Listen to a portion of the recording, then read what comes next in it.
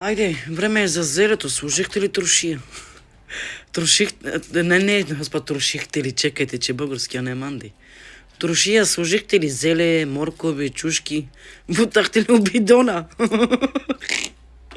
Трошия, слагате ли за зимата? Слагайте зелето, ало. С зелето да става гръмеш малко. Слагайте трошини, слагайте, че зимата бокалосиум. Зимата, мамо, бокалосо, мамо. Отваря зелето, пам-пум, тя са да воли. Време на трошиите. На зелето, слагайте, че зимата, че се дига всичко, сега казаха хората. Че дига сатанат бокалосиум, мамо. Да не те усареба, бухас више с деко, мамо бокалосиум. Така че слагайте зеле, хора, че мамата си е бъл.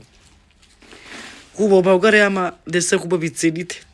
Много скъпо, братче, много скъпо. Едно излизане над 50-60 лева си ядеш само навън като излизаш.